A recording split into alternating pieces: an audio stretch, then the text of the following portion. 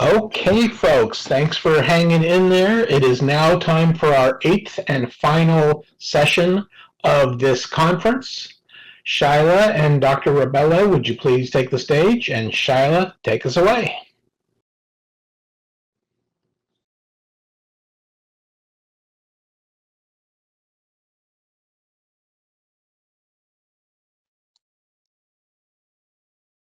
So, good afternoon. I am Shyla the Super Gecko. I'm a poet, orator, chronic pain advocate, and beyond activist, and a member of the Virtual Hotel Chelsea, which presents a wide array of arts which exist in Second Life.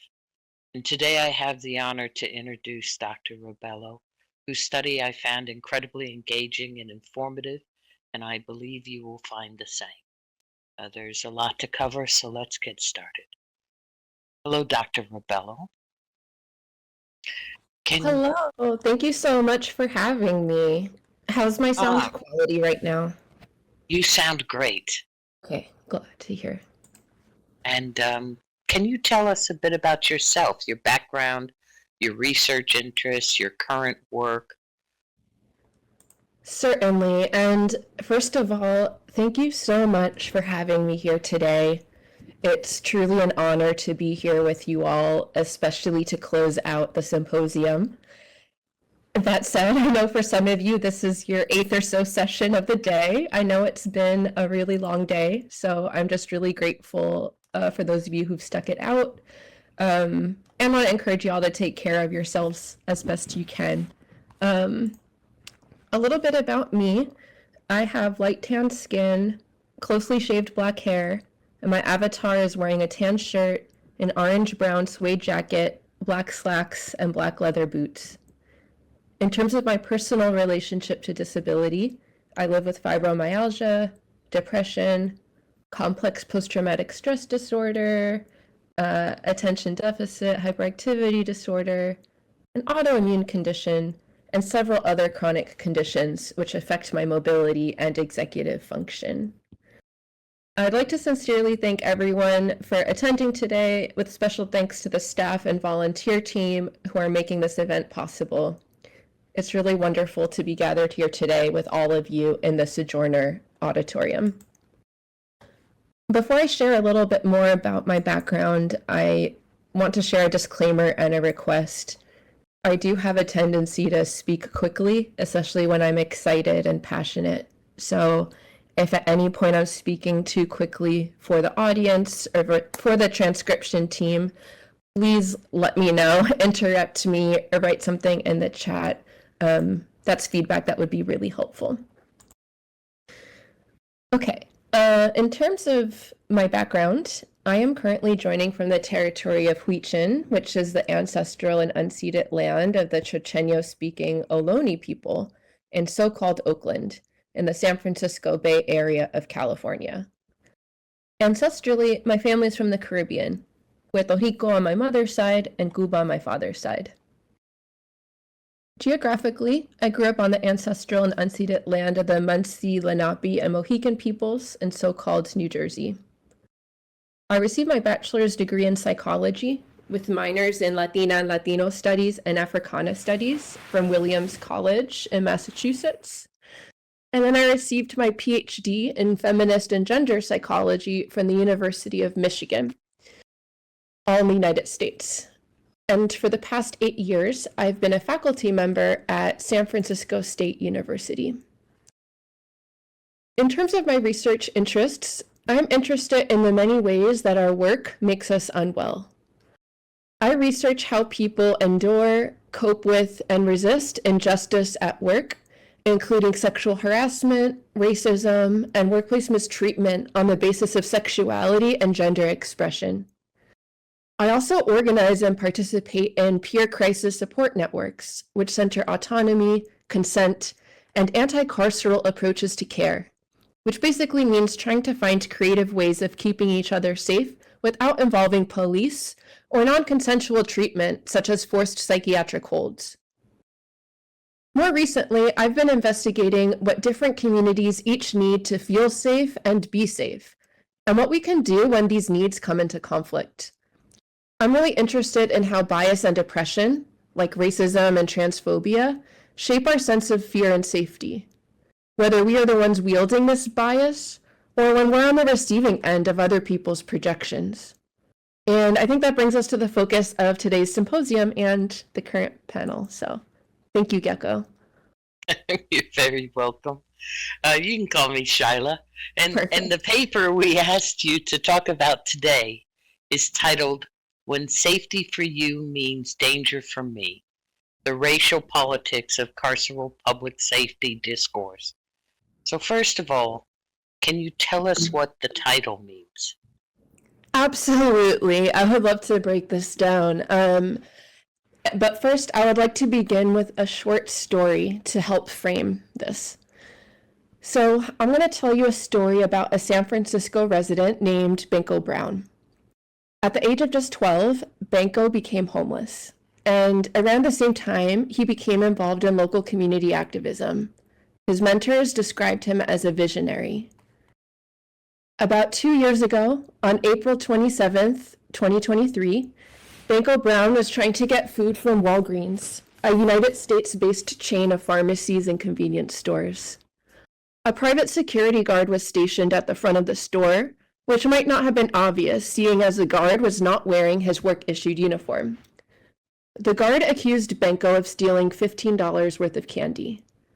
Benko became verbally upset at this accusation, and in response, the guard tackled Benko to the ground. Benko managed to escape, but when he got up, the guard shot him, and Benko died later that night. Even though Benko was unarmed and barely 5'4" or around 163 centimeters, the San Francisco District Attorney refused to file charges against the security guard, determining that his actions were justifiable because the guard felt unsafe. 2 years later, many of us are still grieving the murder of Benko Brown, a young Black trans activist who was murdered for being hungry, an act of violence legitimized by the state when they said the murder was justified, not because Benko was actually endangering anyone, but because the guard felt unsafe by his presence. Meanwhile, Benko's daily life exposed him to actual threats to his safety and well-being, including repeated rejections from homeless shelters, harassment for being trans, and ultimately getting murdered while unarmed. And the reason why I wanted to share this story is both to elevate Benko Brown's name and legacy, but also to magnify, to really bring attention to this chasm or divide between people's sense of safety versus actual safety. And throughout our time today, I hope to illustrate how this distinction between felt safety versus actual safety is crucial for improving public safety, especially for people who are vulnerable to interpersonal violence and state-sanctioned death. Okay, Shyla, going back to your actual question about what does the title mean, I in part wanted to share this story because I think it will help make sense of the title and the overall paper. So the first part of the title is When Safety for You Means Danger for Me. This title is nodding to the fact that mainstream conversations about public safety often implicitly center groups with more power and privilege, like white people, property owners, and citizens. And sometimes the things that help these dominant groups feel safer are the same exact things that can actually expose less powerful groups to more danger. So different groups might need different things to feel safe and to be safe. And these things might be in tension with each other. And so the second part of the title is The Racial Politics of Carceral Public Safety Discourse. I want to break this down a little bit as well. So by racial politics, I mean the ways that race and racism are invoked or mentioned in public safety discourse. By public safety discourse, I mean the language, imagery, arguments, and metaphors that people use to talk about public safety, whether at town hall meetings, in the news, or on social media platforms like Facebook, X, Nextdoor, and Citizen. Carceral refers to jails, policing, and other systems of social control and confinement. Carceral public safety discourse, therefore, is basically just referring to messages which advocate for the expansion of policing, surveillance, and criminalization as the ideal methods for enhancing public safety. So, putting it all together, the title, When Safety for You Means Danger for Me, The Racial Politics of Carceral Public Safety Discourse, is essentially stating that relying on the government and criminal legal system to define crime, identify threats, and allocate resources in service of eliminating these threats will typically only benefit one segment of the population, a small segment of the population, namely those with greater power and privilege, while at the same time actually making everyday life more dangerous for communities who are vulnerable to criminalization, like disabled folks, especially those of us who are disabled and people of the global racial majority. Thank you. And please tell us about the populations you worked with in researching for this paper. What sort of fears are they dealing with? Absolutely. And so one disclaimer is that this was actually a conceptual paper, meaning that my co-authors and I surveyed the literature in our field and critically analyzed the current state of psychology research on public safety. And in particular, we wanted to see how social science research could help us make sense of the increasing criminalization of poor and disabled people, especially poor disabled people where I'm geographically located, in the San Francisco Bay Area of California, a place once known for its progressive politics, yet which has been increasingly more hostile to poor and disabled people. So just to clarify, I didn't actually interview or survey people for this study. It was more like an editorial or a literature review. That said, I very much drew a lot of inspiration from my everyday experiences with encountering public safety, as well as the unmet safety needs for a lot of the folks I'm in community with, especially poor, disabled, and homeless folks. So I would love to do a follow-up study where I actually interview people about how they encounter different public safety interventions and conversations, and how these impact their sense of safety. I'll pause there for now. Okay. Then I'm going to ask this. We all need to feel safe as members of the public, and you mentioned some important factors related to a sense of safety. Can you elaborate on those? Absolutely. And I know there is going to be official time for questions and answers in a little bit, but in the meantime, I do invite folks to share in the chat, what do you need to feel safe? If the chat is accessible to you, feel free to share. What do you need to feel safe? I'm going to wait several seconds before continuing to speak.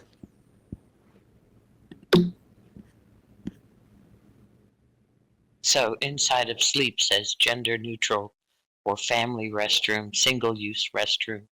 Sherkin says, I need to feel that I can use my own agency.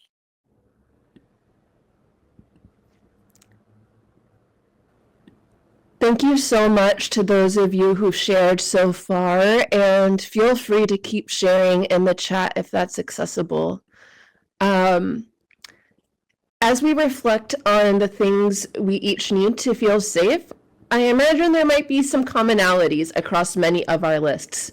Things like having access to stable housing, nutritious food, clean air to breathe and water to drink, safe bathrooms, accessible transportation, relationships with people we trust and who can protect us, etc. It's also true that we might need different things to feel safe too. Like someone might value being able to express their religious freedom in public. Someone else may value being able to safely use drugs in public where they don't have to hide and where there might be bystanders to help keep them safe if something goes wrong, and where they have access to clean needle exchanges and disposal sites. And so there's lots of different factors that can contribute to our subjective sense of safety. Our various social identities and lived experiences play a big role in shaping our sense of safety. Things like our race, our gender, sexuality, disabilities, etc. Our physical location can also shape our sense of safety. Some people feel safer at home, whereas for other people, home might be a site of danger, especially if they are experiencing abuse from caregivers or other people they live with. Or if they have no choice but depend on the people around them for financial or caregiving support. Still, other people feel unsafe when they're around people who are different from them, like people who they assume were born in another country or who they think might not be sharing a reality with them. However, what I really want to emphasize is that feeling fear and discomfort is not the same as actually being unsafe. And this is really a big inspiration for this project of mine, realizing that sometimes our biases and privileges shape our fear and discomfort. And I want to propose that our biases and privileges can sort of make us unreliable narrators when it comes to assessing our safety and danger. In other words, sometimes we might feel scared or we might feel uncomfortable when we're not actually in danger. And that's especially the case when biases from pop culture and the news are kind of seeping into our own fear response or safety assessment. So one thing I want to encourage us all to do is to critically examine the factors which contribute to our sense of safety. I'm not saying they're wrong, but just that it can be really helpful to examine, where do our fears come from? Can we trace them to the source? And this is especially the case when our fears play a role in shaping our decisions that are going to affect how other people move through the world.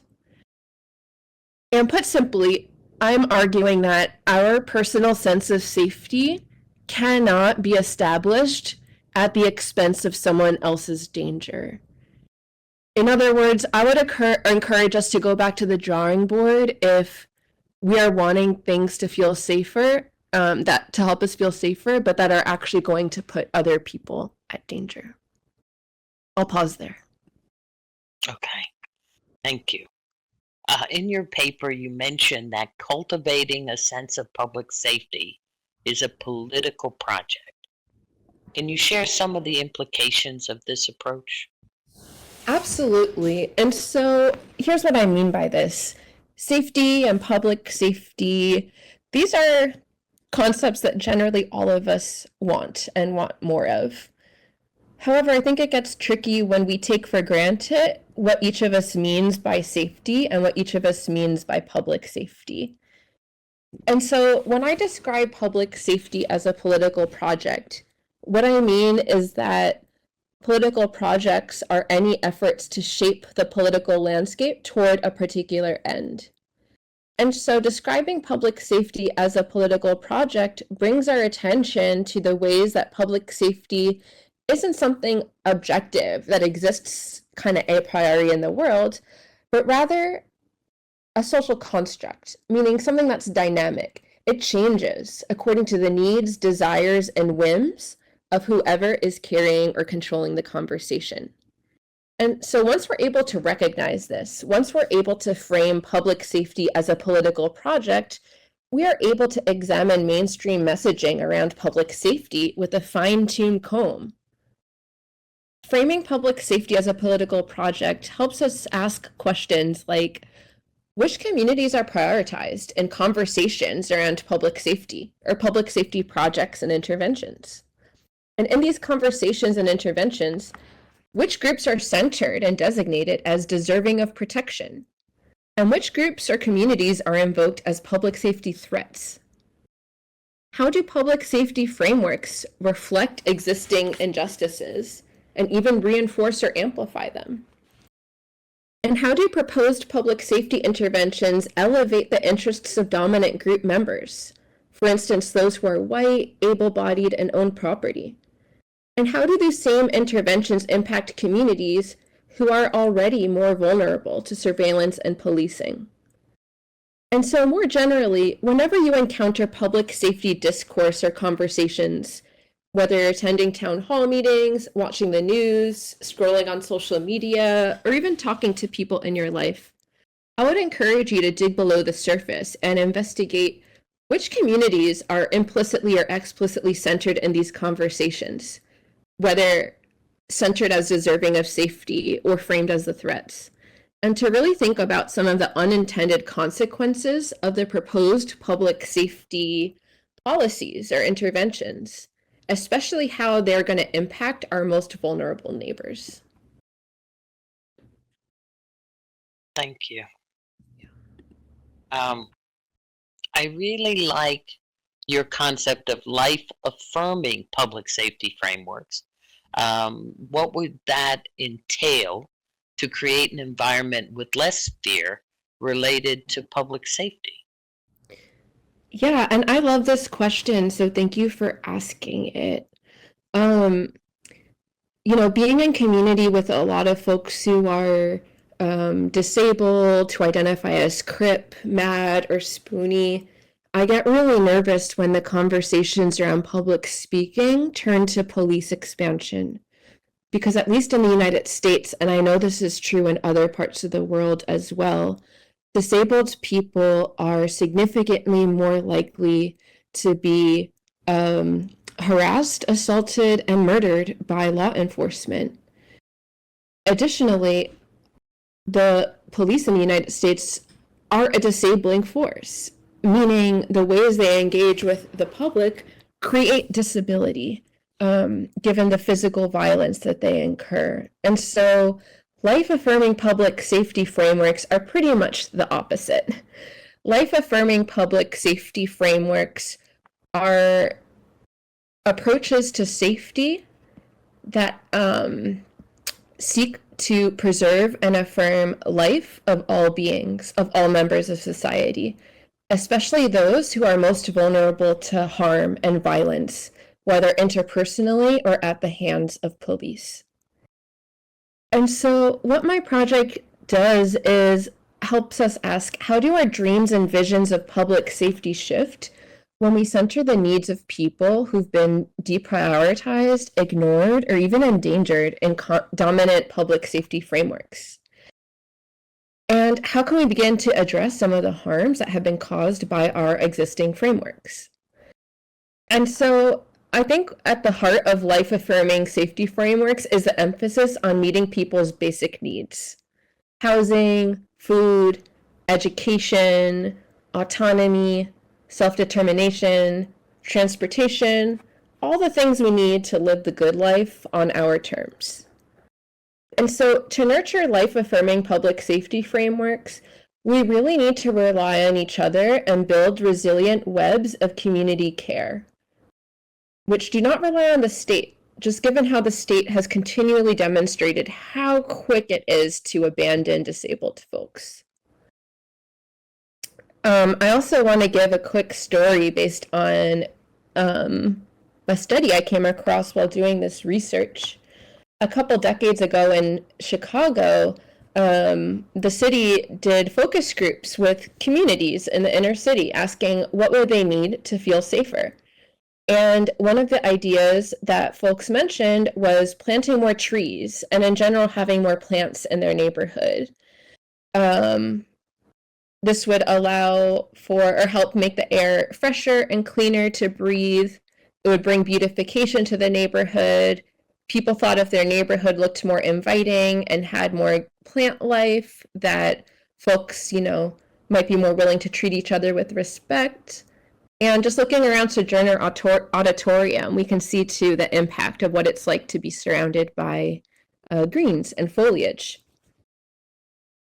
And so even though the city of Chicago started by involving the people in these conversations around how to enhance public safety, the idea to plant more trees was shot down by the police because the police said that having more trees would compromise their visibility and make it more difficult to surveil the people.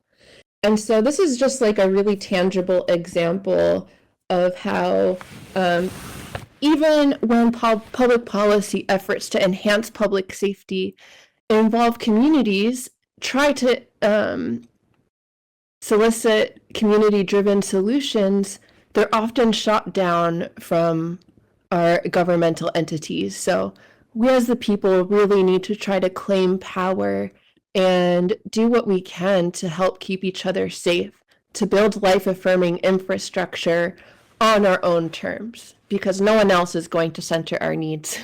Or at least that's what it feels like for me and a lot of the disabled community I'm in. I don't know about y'all. And lastly, I would love to turn this question back to the audience. If anyone attending has ideas for what kinds of changes would you want to see in your built environment in order to feel safer and in order to experience less fear related to public safety?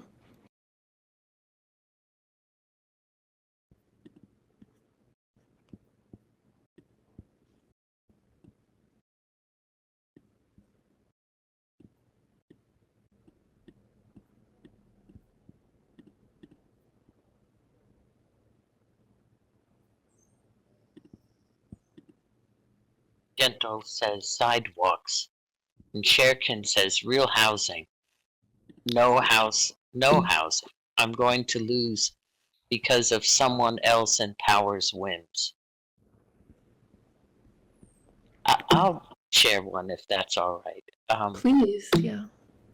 Me, a big part of safety is whether I think I can go to an ER room without somebody deciding whether that's covered or not, and get care. Oh my gosh, absolutely, absolutely. Healthcare access is huge, both, are we going to be taken seriously, have our concerns heard, be treated with respect, not to mention the cost, especially for those of us in the United States or other places with similar broken healthcare systems. I appreciate whoever mentioned housing too. Yeah, securing and maintaining stable housing is so challenging, especially for those of us living with various disabilities, which further constrain our housing options. I want to say one more thing, and then I'm going to open it up to Q&A. First off, people are saying things in this chat. Housing is healthcare, says Sherkin. Carolyn says stable housing is so challenging. And Inside of Sleep says affordable access to essential mental and physical health medications. Carolyn says, continues, especially if we live with disabilities that further constrain our housing options. Buffy says, in Canada, we have free dental services, but it only covers one visit, and many require more after years of neglect. Buffy Beal, I'm glad you mentioned that as well, because at least in the United States, we often turn to our neighbors in the fake border to the north as kind of having the superior system. And your experience, and what I've heard from others as well, is that yes, even if maybe some aspects of healthcare access are better, there's still a lot to be desired, especially for folks living with either chronic complex conditions or, like Buffy Beal emphasizes, people who are emerging from years of medical neglect and whose needs aren't adequately met by the current system. And I'll add one other before Q&A, and that is that I think the constant fear that somebody else, kind of like what Sherkin was saying, but that somebody else can determine my safety as a disabled person, whether or not I get to stay in my home, whether or not I can afford medication, whether or not I'm presented as a person who's probably just milking the system. Mm-hmm. And those kinds of fears. Absolutely. Yeah, thank you for naming those, Shyla. I really appreciate it. I also want to highlight what Sharkin's Change Heart said about unarmed crisis response. That one is huge. And that's something I can also speak to more if folks are interested. I spend a lot of time working on anti-carceral crisis response, which is a fancy word of saying groups of mad, crip, disabled folks organizing on our own to offer crisis support, an alternative to 911, so people can call or text us for crisis support to receive it from peers who are not armed and to have lived experience with chronic crisis. Because, yeah, so often, I mean, it can be really challenging to overcome internal barriers and ask for help.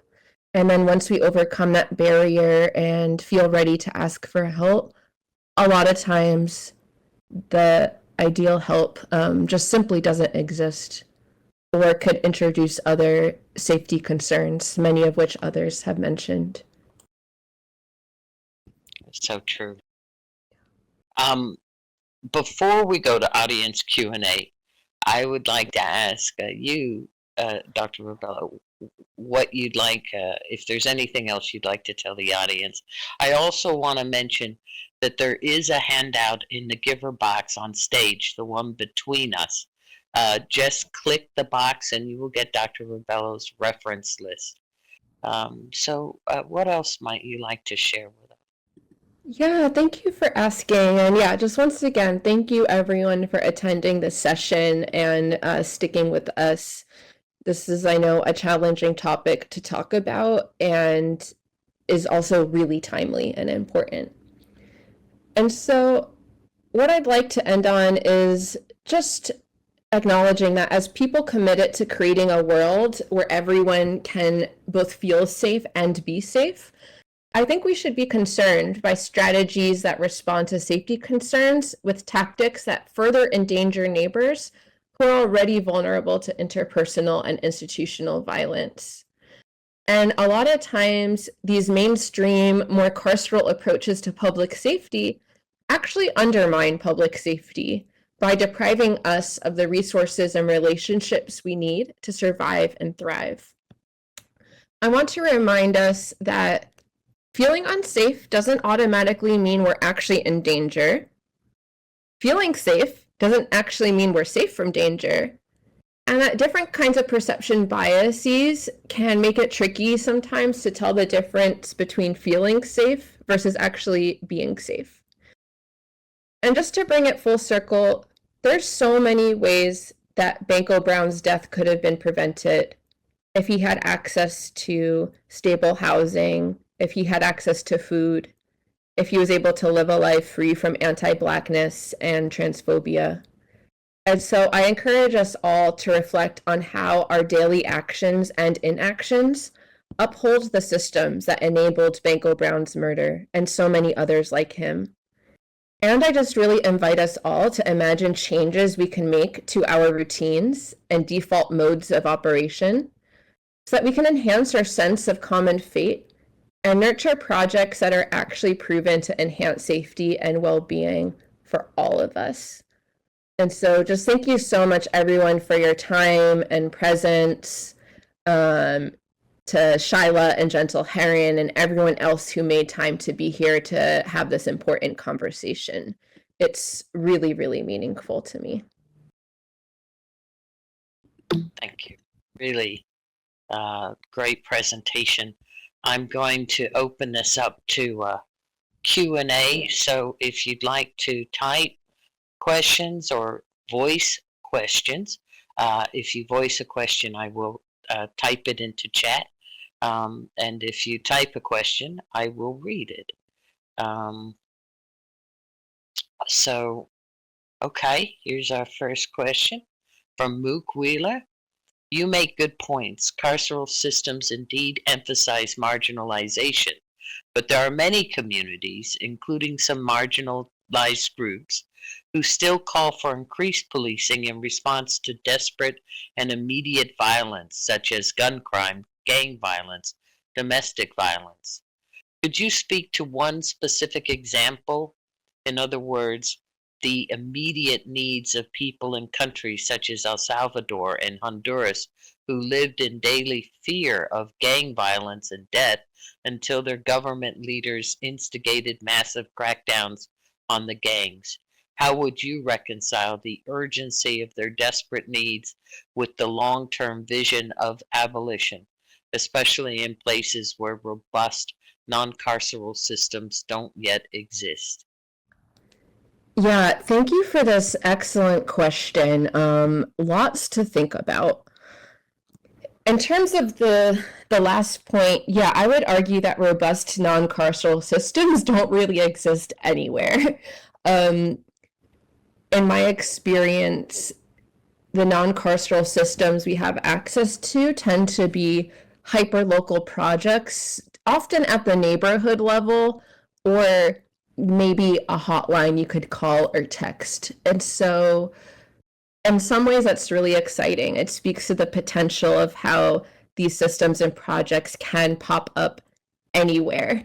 And I think it speaks to how there's lots of ways that people creatively engage in survival and self-preservation that might not be called, not like a fancy title like non-carceral crisis support, yet in actuality very much are. I'm going to speak to the domestic violence example. Actually, I can speak to a couple of those. In terms of the gun violence example, I'm not as familiar with interventions on the ground in El Salvador and Honduras. So I'll speak to context I'm more familiar with.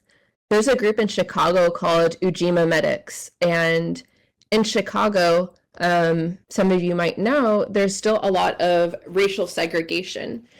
And there's a disconnect between where the trauma centers are located in the city versus where the bulk of gun violence occurs. And so what this medic collective has done is provide mobile stop the bleed trainings where they're actually teaching everyday people how to treat gunshot wounds. Because in the event of gun violence, those first several minutes, an hour, is most crucial in terms of someone's survival. And even when people call ambulances, they often don't come with enough urgency. And so anecdotally, this project has already saved many lives. There's already been people who've participated in these trainings who have been able to apply what they've used to save the lives of gunshot victims. And again, these are not medical professionals. These are everyday people. Ujima Medic Collective trains groups, works with community orgs, faith-based institutions, things like that. I would say with respect to domestic violence, same thing. I appreciate, Mook, what you're acknowledging, how there's still a lot of communities, including marginalized groups, who call for increased policing, whether this is an ideological position or just a reflex, because we can't think of any other entity that can support us or who will arrive with the kind of urgency we need. And again, I'll just emphasize that even for folks who want to rely on law enforcement to help with domestic violence, oftentimes the police don't arrive in a timely manner. We also know that domestic violence is often an ongoing condition that involves many different aspects of power and control, most of which aren't considered crimes, therefore police are not equipped to respond to. And this isn't even getting into how in the United States, at least, and I'm sure other places, police officers commit domestic violence at disproportionate rates compared to other professions. Like the conservative estimate is 40% of police officers commit domestic violence in their own homes. And so there's many groups, I can share them in the chat or if you email me later, that have various creative interventions to support people navigating domestic violence, both safety planning in the moment when someone is experiencing an active threat, but also like once they're able to get away from one of those hot moments, getting support with more ongoing safety planning. And this is like a similar practice or tactic that I know folks all over the world are using. I will also say too, even though I'm the one sitting in the armchair next to Shyla, if other folks in the auditorium have experience or wisdom they want to share, like please, please, please share in the chat. I am such a advocate of challenging like hierarchy and knowledge production, peer support, and just being really generous with how we're sharing what we've learned, especially when it comes to lessons learned around domestic violence and other painful experiences, which we don't have enough opportunities to talk about with each other. Chuck. Thank you.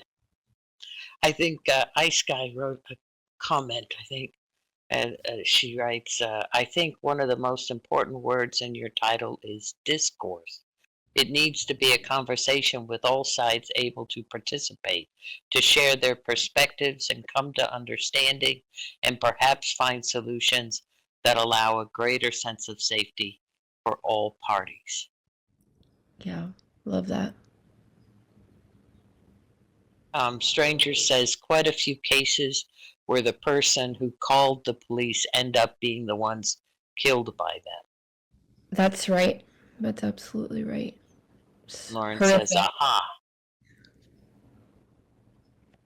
Sorry, please go ahead. No, that's it. Just acknowledging that that is very much the reality. Yeah. I have another friend who, kind of like what Mook was getting at, who frequently experiences intimate partner violence. She calls the police because she still believes in their ability to protect her, even though nearly every time she ends up the one getting arrested because the person abusing her is very eloquent and articulate and knows how to spin the story for the cops. And so, yeah, our communities deserve so much better, both to be free from violence altogether and to have trusted sources of support who are actually invested in their safety and who they can trust will affirm their life when they reach out to them. Gentle Parent says, thank you, Dr. Rabelo. Your topic is so important.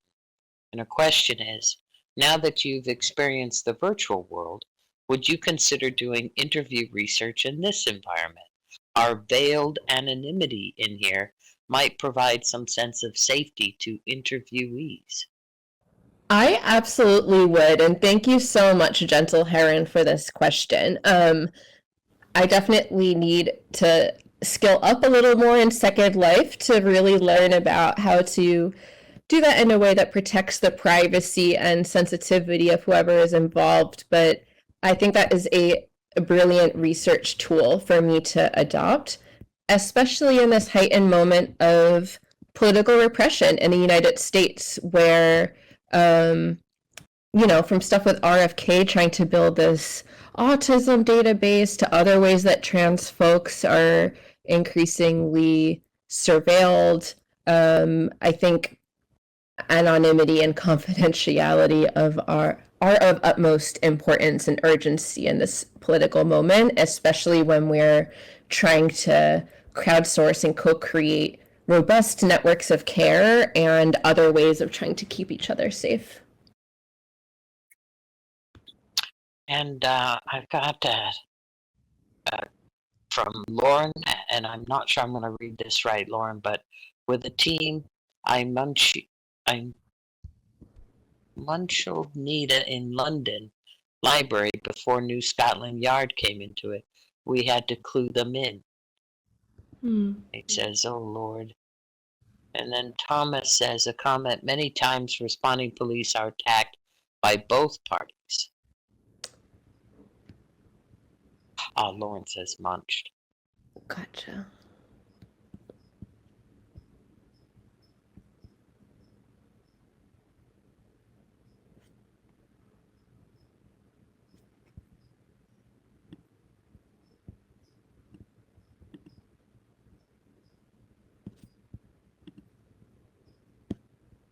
He says, Lawrence says, Al-Qaeda is Al-Qaeda, and it can be done if you really get mad enough. Mhm. That's in a way, as a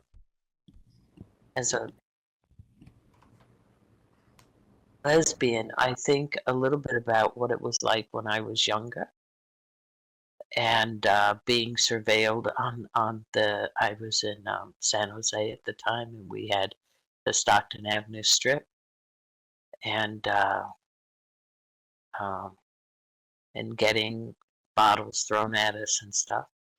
And I think of Stonewall, where people did essentially fight back. And I'm listening to you about safety and wondering, I feel like some of the safeties I thought I'd gained over the years are at risk. But I'm a pacifist, and so I want to know if you think all of this can be resolved um, without people feeling the need to uh,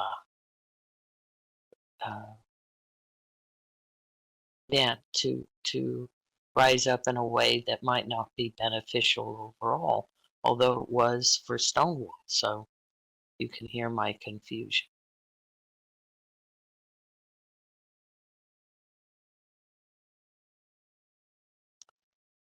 Are you there?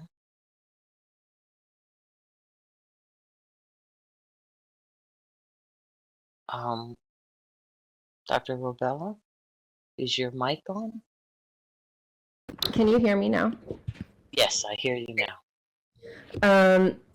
Yeah, just thank you so much for sharing that question and that context. It speaks to how safety is often fleeting. It's momentary. It is not necessarily something enduring. It can be fickle. Progress is not necessarily linear or enduring. We sometimes backslide as a culture and as a society. And I know it's a scary moment for a lot of people. I know a lot of communities are practicing self-defense together. So that's one thing I would throw out there, that I don't think self-defense is the same as violence necessarily. And one framework that a lot of folks are engaging in right now is safety planning, where people are getting together virtually often to talk through, like, what are our fears? What are we scared of when we leave our homes, or when we invite caregivers into where we're staying, or when we get on the bus or paratransit, or when we go to the doctor, or when we're going to be in public? What kinds of threats do we think we're vulnerable, and how can we sort of counteract those threats? I think about Homobiles, which was a Dyke-led project years ago, in direct response to the gay bashing on public transportation and taxis that a lot of visibly queer folks experienced, as well as street harassment they would experience while walking or biking home. And so this was before the days of Uber and Lyft, where folks just arranged pay what you can rideshare, kind of going along with the whole safety through numbers ideas. And so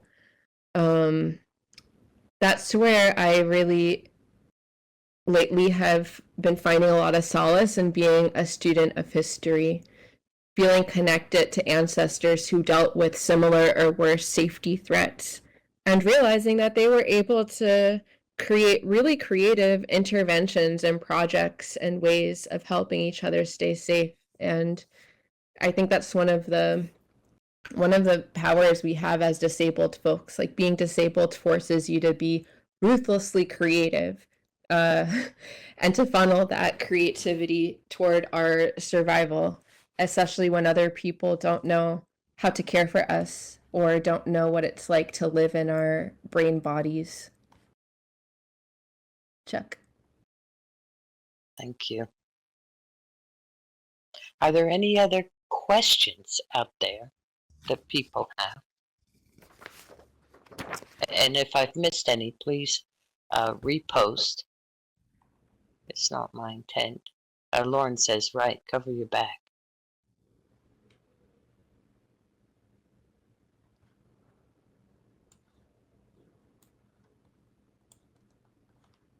Oh, thank you, Shirk.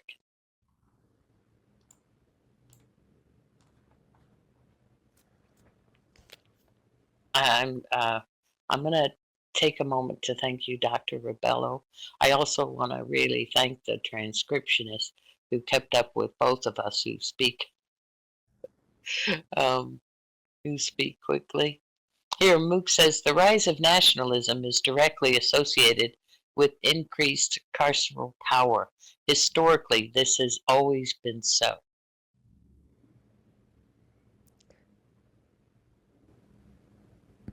Yes, I couldn't have said that better myself, Mook. And yes, shout out to our incredible transcriptionist team for keeping up with me, especially when I went off script and started to ramble and stutter a bit. I appreciate it. I didn't hear any rambling. It was all really good information today. I really appreciate your coming in, world, and I look forward to seeing your in-world interviews. That sounds great. Brilliant, both of you. Thank you so much. And if you'll give me just a moment, I'll do the wrap up of this wonderful and fascinating day. Great job. That was a brilliant way to end the day. Thank you. Thank you so much. And yeah, please feel free to reach out to me directly if anyone wants to continue the conversation. I'll drop my email in the chat, and LinkedIn is also a way to get in touch with me. Awesome.